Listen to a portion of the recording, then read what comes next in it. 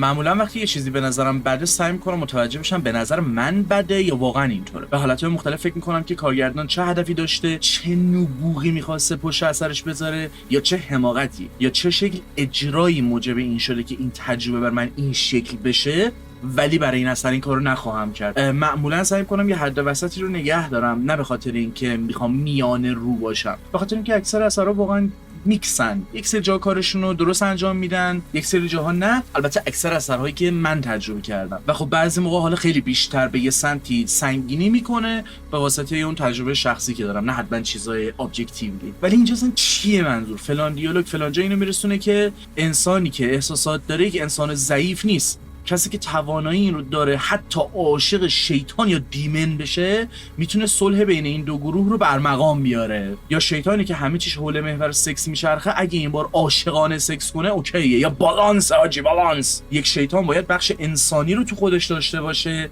و از اون چیزایی که تو وجودشه دور بشه و انسان شیطانی. یا البته انسان که خودشه دیگه، بالاخره هورنیه همیشه. یا جایی که آقا پیری میگه شیطان این بابا ولش کن، حتی لذت هم میبره از اینکه داره بهش تجاوز میشه و نباید بهش کمک کنی و کاراکتر ما کمک میکنه. این یک سری دیپر مینینگ پشتش داره. بله میدونم همه اینا نقشه بود که مثلا این دوتا عاشق هم بشن، پلات ریزنز، ما هم میگیم قبول. نکته تا همینجا می چیه؟ من از دیشب تا الان بدون اینکه سرچ بزنم سعی کردم راجع به اثر فکر کنم، ببینم نسبت به دیالوگ ها و چیزهای مختلف چطور میتونم یه جور خوب قضیه رو جلو ببرم و متوجه بشم و واقعا نمیتونم. و این شاید از ناتوان بودن منه، ولی میخوام فعلا بچسبونم به اجرای بدی که خود اثر داره. دیزاین های به شدت سکشوال و مثلا بادی هارر. این مثلا به خاطر اینه که خب اجرای بد یک سر جا و بیشتر کمدیک میشه که هارری نداره و مشکل با اون بخش خشونت و سکس نیست. حتی دیزاین این سر جا واقعا اوکیه، ولی به اندازه کافی اثرهایی دیدم که چیزای خشونتبار و سکشوال خوشون جا بدن یا حتی سنگین‌تر رو مسئله تجاوز سوار بشن که دیگه بزرگترین اثری که راجع به این قضیه است و هممون هم میدونیم. خودمونم یه سری جاها خیلی بد داره اجرا میکنه و خطاهای خیلی بدی داره توی این قضیه و یک سری جاها میگم بازم مشکل اون شکل اجراست، نه اینکه وای تم سکشوال داره پس بد و آزاردهنده بود. انگار یه سری جاها میخواد فن سرویس بده، یعنی توی یه سری شرایط کاراکترها کاری که میخوان رو و از اول در هر صورت میتونستن رو انجام نمیدن. کاراکترها از اون موقعیت میتونن بیان بیرون، چیزی نیست که بگی به یه لحظه و موقعیت خاص نیاز داشتن ولی اون کارو نمیکنن تا حتما من مخاطب یه چیزی ببینم بعد کاراکتر از اون موقعیت بیاد بیرون. یا شاید من اینطور حس کردم، چون متاسفانه مید مشکل چی بود؟ به خاطر اون شکل پیسینگ، سرعت، این که تجاوز داره میشه به یه نفر اسلومو میزنه، همه چی آزاردهنده و ویردی که میشه از آزاردهنده بودن حتی نیست. یعنی چجوری بگم؟ آقا تجاوز خب خیلی چیز داغونیه، خیلی آزاردهنده است. خب این کلمه درستی پیدا نمیکنم براش الان، ولی الان آزاردهنده بودنش از این شکلی که انگار میخواد فن سرویس توری باشه، انگار میخواد هورنیت کنه. اصلا یعنی چی؟ دقیقه 45 تا 48 انیمه کل صفحه میشه واجاینا که کاراکتر اصلی منو هیپنوتایز کنه. نمیدونم من حتی از این واکنش منفی خودم هم حس بدی داشتم، چون خیلی وقت بود می‌خواستم سراغ اثر برم و می‌خواستم با یه اثر آل تایم کلاسیک طرف باشم که تاثیرگذاره، ولی نه واقعا. اولش تا یه حدی شاید حس کردم اوه قراره همچین چیزی باشه، دیزاین اینطوریه، ویژوالا، ولی 70% دیگه قضیه انقدر سنگینی می‌کرد که عملاً تفکیک سازی رو من نمیتونم قشنگ انجام بدم. بگم استتیک قضیه خوبه، مثلا ویژوالش خوبه، اتمسفرش خوبه، انیمیشنش خوبه، نمیتونم حتی پیشنهادش کنم یا قطعاً یک سری فوتوژی که نمیتونم بذارم، ولی کلا نمیخوام هم بذارم یا حالا همون جای خوبش رو ببینم چیکار میکنم. و یک سری جا دیگه نمیدونستم به چه چشمی بهش نگاه کنم. قشنگ کاواجیری تا الان که دیدم کاراش اینطوری یا آل تایم کلاسیک شاهکار مسترپیس یا پوسی پاوره. این یکی چرا اینجوریه؟ حس میکنم کل تجربه من با کاواجیری اینطوری خواهد بود که تا ته ترک رکورد طرف رو میری، دوباره برمیگردی به کار طرف نگاه میکنی، نمیتونی یه سری چیزا رو نادیده بگیری و کاملا به شکل دیگه‌ای جلو چشمت میان که آزاردهندن و اون پلات ریزن ها هیچی رو جاستیفای نمیکنن. طرف کارگردان خبره دستیه و مهمه، ولی آزاردهنده است تجربه بعضی کارهاش دیگه. چون دقیقاً قبل همین نینجا اسکرول دیدم و اونجا هم اینطوری که من رو ببوسی من سمم میمیری و بازم به کاراکتر ریپ میشه و نمیدونم هرچی بیشتر تو رابیت هول قضیه بیفتم انگار همه چی بدتر و بدتر میشه و کانتکست بیشتری داشته باشم، مخصوصا از پروداکشن و چیزای پشت صحنه. چون میگم وقتی یه نشونه ای رو ببینی دیگه نمیتونی نادیده بگیریش و نبینی، دیگه تمومه.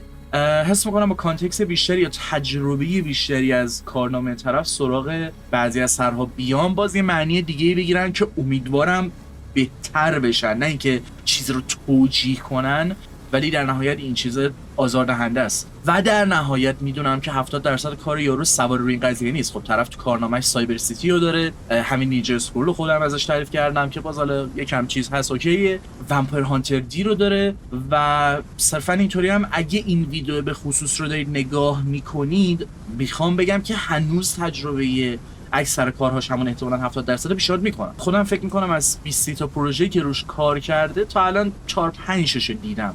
هنوز خودم سایبر سیتی با یک سری چیزای دیگر ندیدم.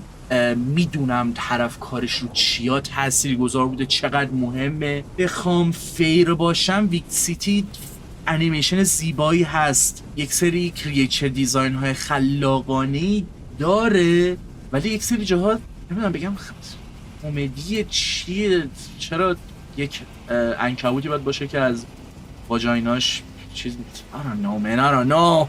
خب این یه سری جا آزارم میده، چون نمیتونم از این اثر راحت رد شم. خب چرا اصلا دارم این ویدیو رو درست میکنم؟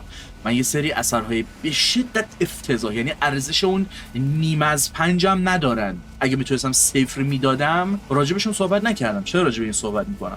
به خاطر اینکه کاواجیریه، کسی که بهش احترام میذارم و کارهاش واقعا قابل توجهه و به نظرم هر کسی باید یه جور سراغ کارهاش رفته باشه. ولی خب یه جوریه دیگه، بخوام سوا کنم بگم حاجی جان سراغ این یه دونه نرو، ویکت سیتی رو نبین، که بازم باید برم ببینم چه خبره و از بک‌گراند قضیه یا هدفی که داشتن بیشتر بخونم. شاید واقعا مزخرفه، شاید همون چیزی که اول ویدیو گفتم و صرفا اجرا قضیه رو در نیاورده، ولی نمیخوام یه جور اشتباهی اثر رو تعریف کنم که به نظر از چیز اشتباهی دارم تعریف میکنم، چون نه، اونا واقعا آزاردهنده است. در کل این اثر رو همینطوری پیشنهاد نمیکنم، چون المان ها به نظرم کنار هم چیده نمیشن و خوب قرار نمیگیرن کنار هم و به محض اینکه یک سری چیزا رو حذف میکنید بورینگ میشه. دوتا مین کاراکتری داری که وان دایمنشنالن، بد نوشته شدن، ساید کاراکتره حالت پردیتور داره، خیلی سطحیه و همه چی به محض اینکه یک سری چیزا تعریف میشن تا تهش مشخصه. شاید چیزایی باشه که هنوز به خصوص دوست داشته باشید، ولی دیگه میسپرم به عهده خودتون. قطعا چیزایی پیدا میشه که بگید آقا من مثلا عاشق بادی هاررم و عاشق یک نیشه به خصوصیم و طرف توی این پکیج اتفاقا همین اون چیزی که میخوام رو در آورده، ولی تمام حرفی که تو میگم قبول دارم. یعنی من به یک چیزای به خصوصی توجه میکنم که این اثر رو بر من عزیز میکنه، که اوکیه دیگه، وابسته به خودتونه. بعد سراغ تجربه اثر برید ببینید برای شما چطوریه. برای من تجربه خوشایندی نبود که نمیدونم دیگه واقعا چجور میتونم بیشتر از این تعریف کنم. نمیخوام یک سری جا این دیتیل دیگه واقعا، چون یه جوریه حس میکنم این ویدیو رو عجیب و غریب میکنم، چیز دیگه نمیمونه. امیدوارم چیزی جا ننداخته باشم. نظر شما چیه؟ اثر دیدید ندیدید؟ میخواید سراغش برید؟ چرا میخواید برید؟ که اوکیه، به نظرم اتفاقا برید یه کانتراستی داشته باشید، شاید بد نباشه به نسبت یک سری اثرهای دیگه‌ای که این گور و چیزهای سکشوال رو تو خودشون دارن. جای بحث داره. حالا اینکه بیشتر از این بخوام بحث کنم راجع بهش بعدن یا نه نمیدونم، ولی تو کامنت ها لطفاً متمدن باشید و اگه علاقه به هنتای دارید، صبح تا شبتون رو با هنتای میگذرونید، با اون دید کامنت نذارید با اینکه آقا این اثر میخواد چیکار کنه و موضوع اثرهای خودش و یک سری حرفای دیگه. اوکی، ممکنه من به شدت خطا کنم و گفتم من رکورد این ویدیو که تموم شه درجا میخوام برم سراغ این که یه سری ویدیو ریویو ببینم پروداکشن قضیه، پشت پرده قضیه چه خبر و این حرفا. دلیلی که این کارو الان نمیکنم به خاطر همون تجربه اول من و اون فرست ایمپرشن من که خب بالا بریم پایین بیایم، همینه دیگه، کارش نمیشه کرد. همین، امیدوارم از ویدیو لذت برده باشین. این حرفا دمتون گرم و شب روزگار خوش.